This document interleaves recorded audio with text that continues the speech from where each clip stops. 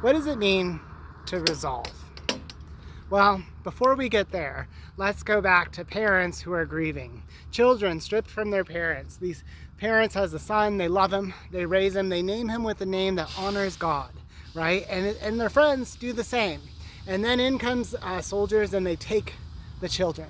And the parents know that not only may their children die in being taken, but if not, it may be worse, because they're taken to the long expanse that is Babylon, where sights and smells entice you into loving this world, where everything says flesh and magic and fun at every turn and every corner.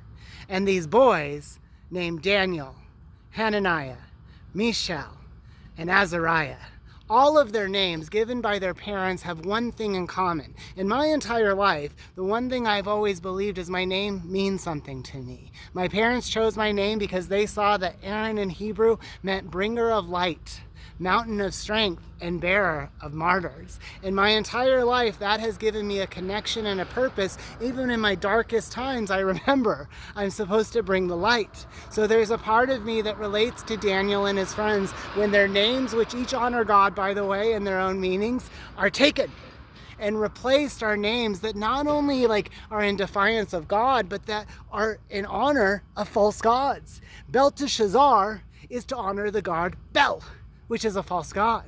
Abednego is to honor the god Negro, which is a false god, right? So all of this happens to these boys. Their physical bodies are changed, taken from them. The meals that they wanted to have are gone. And what is fed into them is this idea of Babylon, right? Babylon and Daniel and the boys. But what changes? Why is it different for those guys? Well, it's different because Daniel has a resolve, and we need to resolve ourselves against the sin in this world. So Daniel didn't just say oh, I'm going to pray against this attack right now. You good devil, right? He got up every morning and he said, this is what we're facing today, Lord. I give it to you. He lifted it up.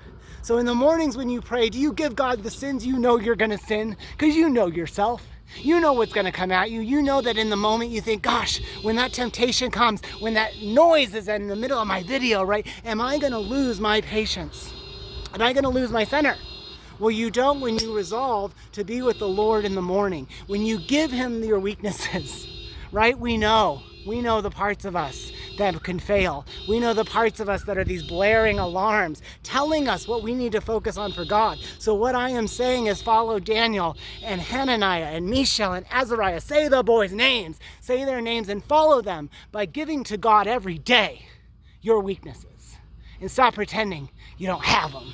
And resolve to make a change. Resolve to make a difference. Resolve to change Babylon from within. Happy Sunday. Chatting at Cheesman. Beep, beep, beep.